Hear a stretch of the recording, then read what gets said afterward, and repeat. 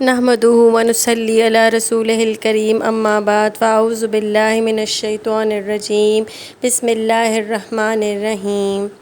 اللہم انفعنی بما علمتنی وعلمنی ما ینفعنی وزدنی علما والحمد للہ علی کل حال۔ السلام علیکم ورحمۃ اللہ وبرکاتہ۔ آج ہم آیت نمبر 29 سے 39 تک پڑھیں گے۔ وَإِذْ قَالَ رَبُّكَ لِلْمَلَائِكَةِ إِنِّي جَاعِلٌ فِي الْأَرْضِ خَلِيفَةً قَالُوا أَتَجْعَلُ فِيهَا مَن يُفْسِدُ فِيهَا وَيَسْفِكُ الدِّمَاءَ وَنَحْنُ نُسَبِّحُ بِحَمْدِكَ وَنُقَدِّسُ لَكَ قَالَ إِنِّي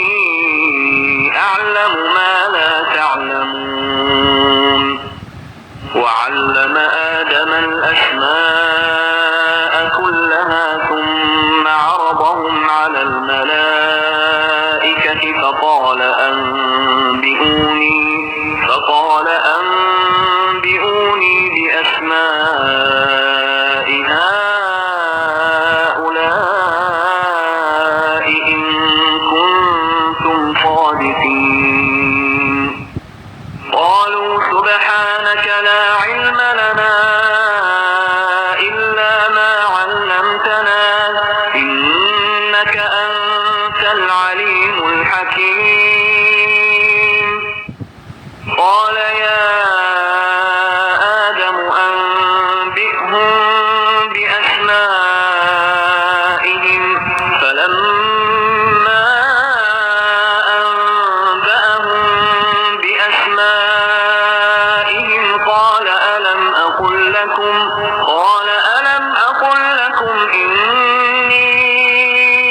أَعْلَمُ غَيْبَ السَّمَاوَاتِ وَالْأَرْضِ وَأَعْلَمُ مَا تُبْدُونَ وَمَا كُنتُمْ تَكْتُمُونَ وَإِذْ قُلْنَا لِلْمَلَائِكَةِ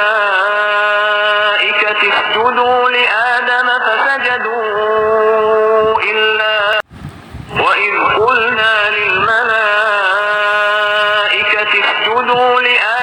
فسجدوا إلا إبليس أبى واستكبر وكان من الكافرين وقلنا يا آدم اسكن أنت وزوجك الجنة وكلا منها رغدا حيث شئتما ولا تقربا هذه الشجرة فتكونا من الظالمين فأزلهما الشيطان عنها فأخرجهما مما كانا فيه وقلنا اهبطوا بعضكم لبعض عدو ولكم في الأرض مستقر ومتاع إلى حين فتلقى آدم من ربه كلمات فتاب عليه إنه هو التواب الرحيم قلنا اهبطوا منها جميعا فإما يأتينكم مني هدى فمن تبع هداي فلا خوف عليهم ولا هم يحزنون والذين كفروا وكذبوا بآياتنا أولئك أصحاب النار هم فيها خالدون۔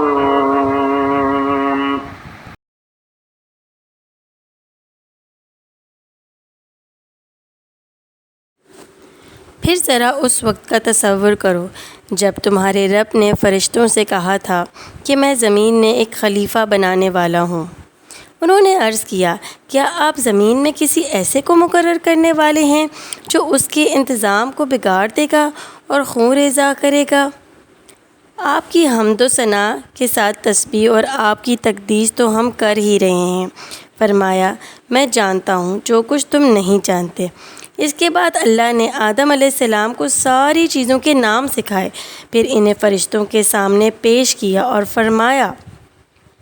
اگر تمہارا خیال صحیح ہے کہ کسی خلیفہ کے تقرر سے انتظام بگڑ جائے گا تو ذرا ان چیزوں کے نام بتاؤ۔ انہوں نے عرض کیا، نقص سے پاک تو آپ ہی کی ذات ہے، ہم تو بس اتنا ہی علم رکھتے ہیں جتنا آپ نے ہم کو دے دیا ہے، حقیقت میں سب کچھ جاننے اور سمجھنے والا آپ کے سوا کوئی نہیں۔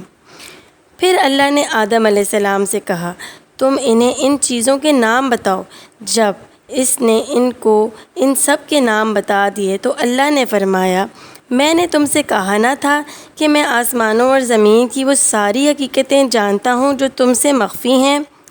جو کچھ تم ظاہر کرتے ہو وہ بھی مجھے معلوم ہے، اور جو کچھ تم چھپاتے ہو اسے بھی میں جانتا ہوں۔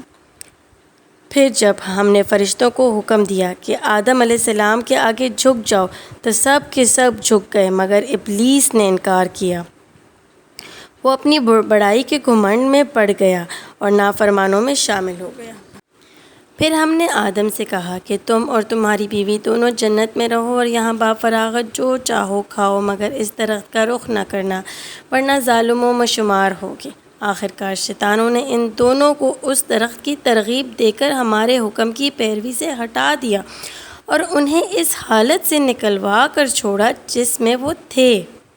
ہم نے حکم دیا کہ اب تم سب یہاں سے اتر جاؤ، تم ایک دوسرے کے دشمن ہو اور تمہیں ایک خاص وقت تک زمین میں ٹھہرنا اور وہیں گزر بسر کرنا ہے۔ اس وقت آدم علیہ السلام نے اپنے رب سے چند کلمات سیکھ کر توبہ کی، جس کو اس کے رب نے قبول کر لیا، کیونکہ وہ بڑا معاف کرنے والا اور رحم فرمانے والا ہے۔ ہم نے کہا، تم سب یہاں سے اتر جاؤ، پھر جو میری طرف سے کوئی ہدایت تمہارے پاس پہنچے تو جو لوگ میری اس ہدایت کی پیروی کریں گے ان کے لیے کسی خوف اور رنج کا موقع نہ ہوگا، اور جو اس کو قبول کرنے سے انکار کریں گے اور ہماری آیات کو جھٹلائیں گے وہ آگ میں جانے والے ہیں جہاں وہ ہمیشہ رہیں گے۔ آج کے لیے بس اتنا ہی، کل ہم اگلا رکوع پڑھیں گے انشاءاللہ۔